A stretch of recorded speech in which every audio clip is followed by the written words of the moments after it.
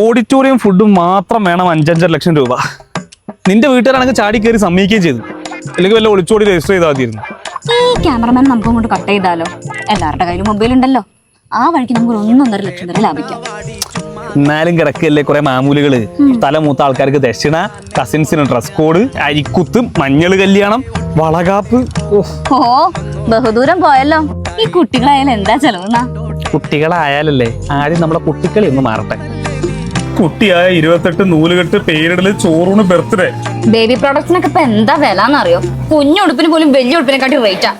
School fees, bus fees, tuition fees, യൂണിഫോമിന്റെ ഓർക്കുമ്പോ തന്നെ തലറങ്ങുന്നു.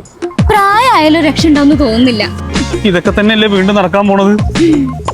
എല്ലാം കൂടെ ആലോചിച്ചിട്ട് എനിക്ക് വല്ല അറ്റാക്കും വരുമെന്നാ തോന്നുന്നത്. എനിക്ക് പിന്നെ ആ ടെൻഷൻ ഇല്ല. അതെന്താ നിനക്ക് എന്താ ഹാർട്ട് ഇല്ലേ? ഹോസ്പിറ്റൽ ബില്ലൊക്കെ ഫ്രീ ആയിട്ട് നടക്കും. ഞാൻ നിവാബുപ്പയുടെ റിയഷോ 3.0 പ്ലാൻ എടുത്തിട്ടുണ്ട്. ഇനി പിള്ളേരുണ്ടായി കഴിഞ്ഞാൽ അവരെ കൂടി അങ്ങോട്ട് ആഡ് ചെയ്യണം. അൺലിമിറ്റഡ് കവറേജ് ആണ്. അപ്പൊ എത്ര ബില്ല് വന്നാലും ആടാ, ലക്ഷം വന്നാലും കോടി വന്നാലും അത് കവറാവും. ഞാൻ ബയോയിൽ ഒരു ലിങ്ക് കൊടുത്തിട്ടുണ്ട്, നീ ഒന്ന് നോക്കിയോ. പിന്നെ നമുക്ക് ഓൾറെഡി ഉള്ള 145 അസുഖങ്ങൾക്കും ഡേ 1 തൊട്ട് കവറേജ് ഉണ്ട്. വർഷത്തിൽ മൾട്ടിപ്പിൾ ഹോസ്പിറ്റലൈസേഷൻ വന്നാൽ അതും ഇതിൽ കവറാവും. ഓ, ബാക്കി ചെലവൊക്കെ കൂട്ടി നോക്കുമ്പോ ഇതിനേക്കാൾ ബലം നിന്നെ കാണാത്ത തന്നെയായിരുന്നു.